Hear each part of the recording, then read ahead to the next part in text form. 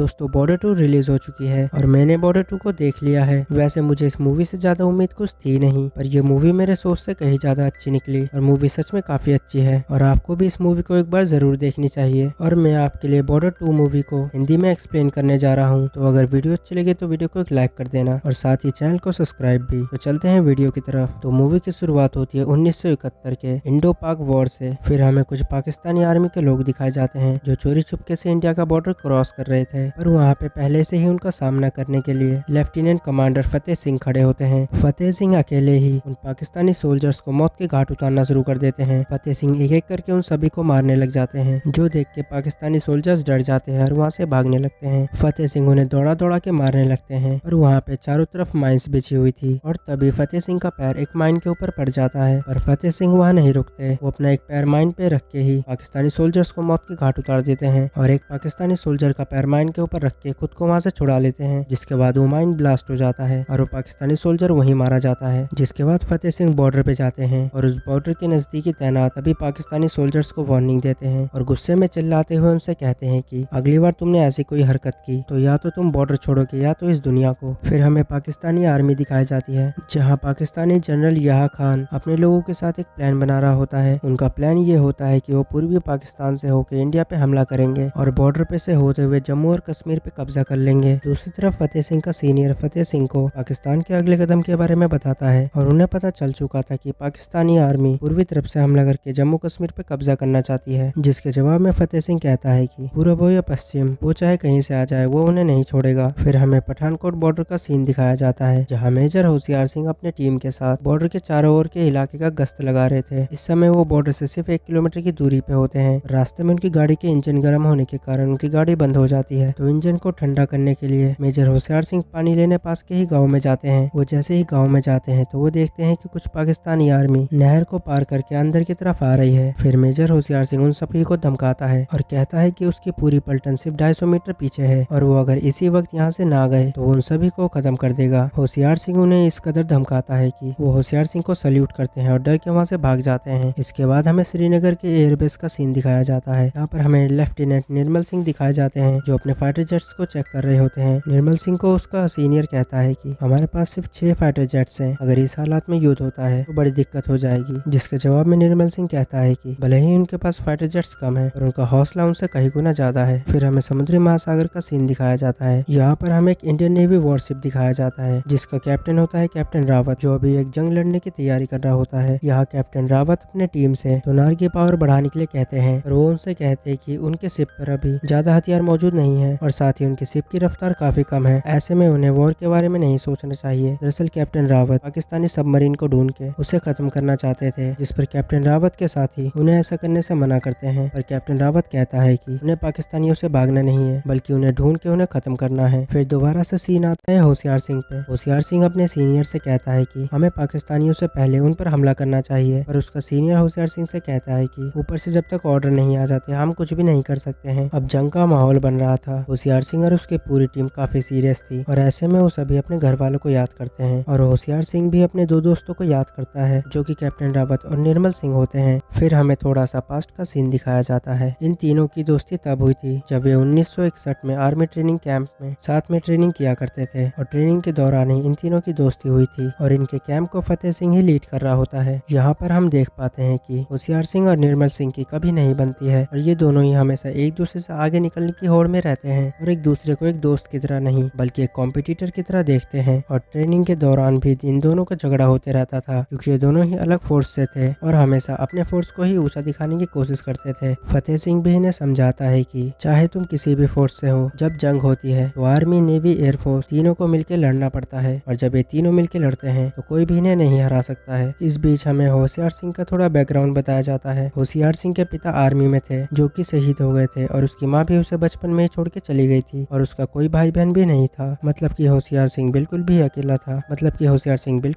था। फिर हम फतेह सिंह के फैमिली के बारे में भी जानते हैं। फतेह सिंह की एक वाइफ और एक बेटा होता है। फतेह सिंह की वाइफ काफी उदास होती है क्योंकि उनका बेटा अंगद अपने पिता की तरह ही आर्मी को ज्वाइन करना चाहता है और फतेह सिंह की वाइफ ऐसा नहीं चाहती क्योंकि एक तो फतेह सिंह पूरी जिंदगी भर उनसे दूर रहा और अब उनका बेटा भी उनसे दूर होना चाहता है। अब ऐसे ही सबके लिए एक दिन उनके घर से चिट्ठी आती है, पर होशियार सिंह के लिए एक भी चिट्ठी नहीं होती है कि कभी भी होशियार सिंह के लिए कोई भी चिट्ठी नहीं आती है और ना ही कोई भी उससे मिलने आता है, जिस पे रावत उसे बताता है कि होशियार सिंह के घर में कोई भी नहीं है। होशियार सिंह बिल्कुल अकेला है। होशियार सिंह के पिता आर्मी में थे जो कि शहीद हो गए थे और होशियार सिंह की माँ भी उसे बचपन में ही छोड़ के चली गई थी। अब ये सुन के निर्मल सिंह को काफी दुख होता है, जिसके बाद निर्मल सिंह पे एक राखी होती है जो उसे उसकी बहन ने भेजी थी और वो राखी निर्मल सिंह होशियार सिंह को दे देता है और कहता है कि अब से एक राखी तुम्हारे लिए भी आया करेगी और आज से मेरी बहन तुम्हारी बहन है और मेरा पूरा परिवार तुम्हारा भी परिवार है। और इस तरह से वो तीनों बेस्ट फ्रेंड्स बन जाते हैं। ऐसा नहीं है कि होशियार सिंह बिल्कुल अकेला था, उसकी जिंदगी में एक लड़की थी जिसे होशियार सिंह चिट्ठी भेजा करता था और एक दिन ये बात लड़की के पिता को पता चल जाती है तो वो सीधा मिलने के लिए होशियार सिंह के पास आते हैं। उस लड़की के पिता कहते हैं कि ऐसा कब तक चलेगा, अब तो तुम इसे अपने साथ ले जाओ। अब ये सब जानने के बाद होशियार सिंह के दोनों दोस्त कंफ्यूज हो जाते हैं कि आखिर ये चल क्या रहा है। तब होशियार सिंह उन दोनों को बताता है कि दरअसल जब वो 7 साल का था तभी उसके घर वालों ने उसकी शादी कर दी थी। शादी के बाद ही वो दोनों अलग हो गए थे। होशियार सिंह कहता है कि उसकी दादी ने सिर्फ उससे इतना पूछा था कि क्या तू लड्डू खाएगा, उसने हाँ कह दिया था, पर वो लड्डू असल में उसके शादी के लड्डू थे और इस तरह से उसकी शादी कर दी जाती है। पर अब होशियार सिंह उससे प्यार करता है और उससे सच में शादी करना चाहता है, पर होशियार सिंह ने अभी तक उसे नहीं देखा है। इसके बाद होशियार सिंह चिट्ठी लेके जाता है अपनी बीवी से मिलने के लिए, जहाँ वो अपनी बीवी को देखता है और उससे प्यार में पड़ जाता है, क्योंकि उसे पता नहीं होता है कि जिससे उसने बचपन में शादी की थी वो अब बड़ी होकर इतनी खूबसूरत हो गई है। फिर वो लड़की जो होशियार सिंह की बीवी होती है वो होशियार सिंह से उसके माँ बाप की फोटो मांगती है ताकि वो फोटो को छू के उनका आशीर्वाद ले सके। पर होशियार सिंह बताता है कि उसके पास उसके माँ बाप की कोई भी फोटो नहीं है, सिर्फ उसके पापा की वर्दी है। जिसके बाद वो उसके पिता की वर्दी को छू के ही आशीर्वाद लेती है और ये देख के होशियार सिंह को बहुत अच्छा लगता है और वो अपनी बीवी से वादा करता है कि वो उसका हाथ कभी नहीं छोड़ेगा। होशियार सिंह बीच बीच में छुट्टी लेके अपनी बीवी से मिलने आते रहता है। इसी बीच होशियार सिंह की बीवी प्रेग्नेंट हो जाती है, जो सुन के होशियार सिंह बहुत खुश होता है और खुशी से लगभग पागल ही हो जाता है, क्योंकि अब उसका खुद का परिवार है। फिर हमें राखी का समय दिखाया जाता है, जहाँ पे राखी वाले दिन रावत और होशियार सिंह निर्मल सिंह के घर आए होते हैं उसकी बहन से राखी बंधवाने। निर्मल सिंह की माँ उन दोनों से कहती है कि आप दोनों की शादी हो गई है और आपके बच्चे भी होने वाले हैं, पर मेरा बेटा निर्मल शादी करने को तैयार ही नहीं है। उसके लिए एक लड़की का रिश्ता आया हुआ है, लड़की भी तैयार है, निर्मल सिंह शादी करना ही नहीं चाहता है। जिसपे वो दोनों निर्मल सिंह के माँ को एक आइडिया देते हैं, क्योंकि निर्मल सिंह को हारना कभी नहीं पसंद था और वो हमेशा फर्स्ट ही आना चाहता था। तो रावत और होशियार सिंह कहते हैं कि आप सिर्फ निर्मल से इतना कह देना कि लड़की वालों ने उसे रिजेक्ट कर दिया है। फिर वो ऐसा ही करती है, वो निर्मल सिंह को उस लड़की की फोटो देती है और कहती है कि उस लड़की वालों ने उसे रिजेक्ट कर दिया है और वो जाके इस फोटो को उन्हें वापस दिया है। बस फिर क्या था, ये बात निर्मल सिंह को बुरी लग जाती है, उसका ईगो हर्ट हो जाता है और सीधा चले जाता है उस लड़की के घर पे, जहाँ पर जाके निर्मल सिंह को पता चलता है कि उसके खुद के घर वालों ने उसका पोपट बना दिया है। जिसके बाद निर्मल सिंह और उस लड़की में काफी बातचीत होती है और निर्मल सिंह शादी के लिए मान जाता है। फिर निर्मल सिंह की शादी उस लड़की से बहुत धूमधाम से होती है और निर्मल सिंह के शादी में रावत और होशियार सिंह पागलों की तरह नाचते हैं। अब शादी के रात को ही रेडियो पे एक अनाउंसमेंट सुनाई देती है कि बॉर्डर पे तनाव बढ़ चुका है और जंग शुरू होने वाली है, जिसपे निर्मल सिंह कहता है कि मैं सोच ही रहा था पंजाबी की शादी हो और उस पर लड़ाई ना हो, ऐसे कैसे हो सकता है।